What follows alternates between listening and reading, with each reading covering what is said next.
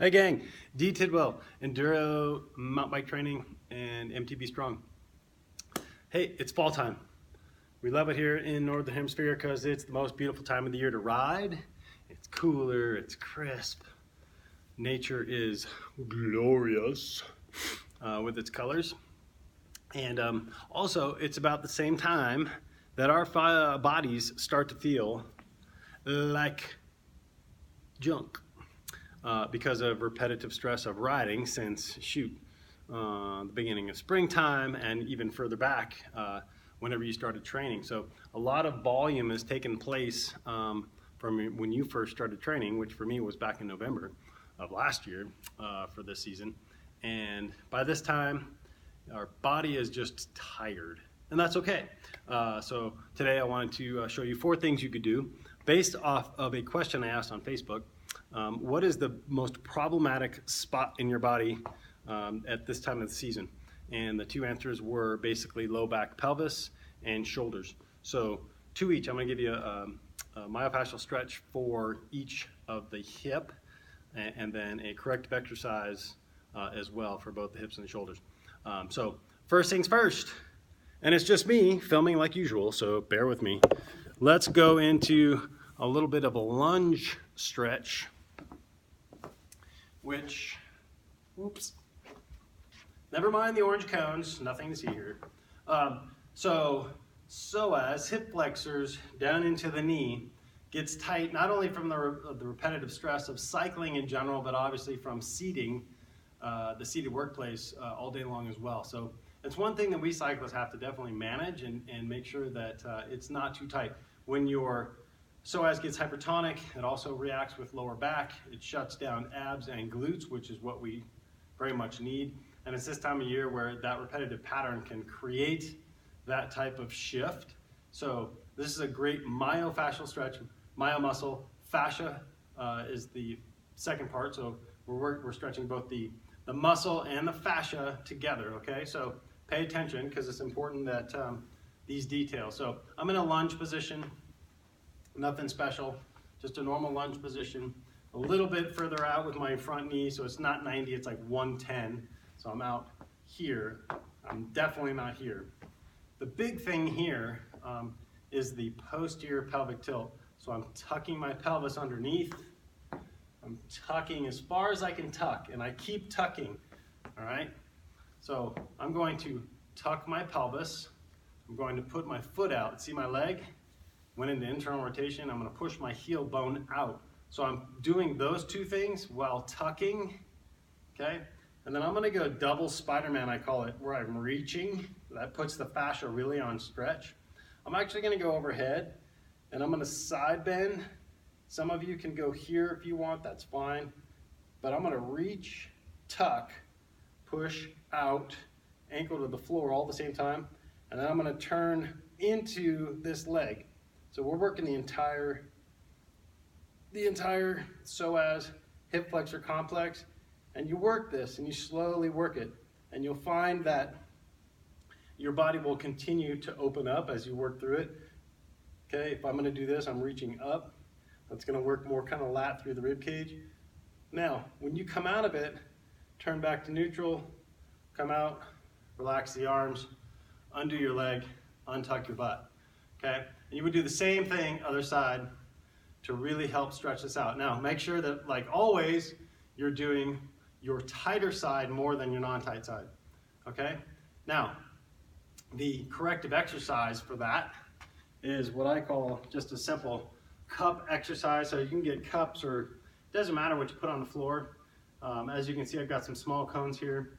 This is going to help reinforce the glute ab pattern as well as the entire chain. So we're looking at balance and coordination of the foot, the knee, and the ankle, excuse me, as well as the reaching of my arm, which puts the entire system on stretch, and my nervous system is very active in this as well. It also works that hip hinge, which is crucial. So it's very restorative, and it's actually a pretty good challenge. So I set up 4, sometimes I'll do 6, but it's up to you. I'm going to step back a little bit, go one-legged, and what I'm going to do is I'm going to turn and reach come back up, using that glute to draw my hips forward. I'm gonna reach, and then same thing. Whoa. Reach, and then reach. Now, what I want you to be cognizant of is your pelvis is actually turning on your fixed leg, so to speak. That's what I want you to do. That's what makes this kind of more challenging. My entire pelvis is relying on the stability of this leg, okay? So I would switch sides. Just like with the stretching, you'll also want to work your weaker side that you have as well. So I'm going to turn and reach. This is my left knee surgery side. So I have a little bit more trouble with my balance and stability.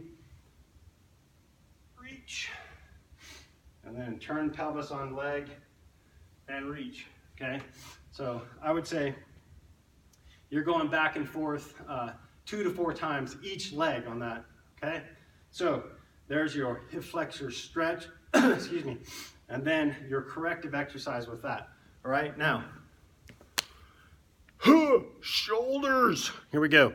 We're gonna start, we're gonna start with a pec stretch. Okay, a myofascial pec stretch. Say that fast 5 times. This one is kind of a nerve floss for the arm as well, because all your nerves run out of your neck, underneath your clavicle, and into your arm to innervate and make your arm work. So it's normal to get a little bit of tingling and numbness in the arm, okay? So don't freak out. But like with anything, do it carefully and well. Now, what I'm gonna do is go feet together, knees are out. We're all gonna put this myofascial system on stretch. Hand in push-up position on the left side. My head's gonna rest and my ear is to the floor. This other arm is gonna reach out, okay? And what I'm gonna do with this is Spider-Man, is I'm actually gonna reach. I'm gonna reach as far as I can. I'm gonna push this shoulder down to the floor, okay? So I'm gonna do this all simultaneously. Now I can talk to you.